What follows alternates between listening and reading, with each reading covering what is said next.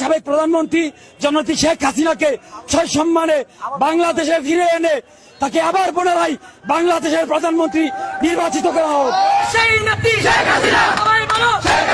বঙ্গবন্ধু শেখ মুজিবুর রহমান তার ভাস্কর্যের উপর অবমাননা আর সহ্য করার মতো নয়।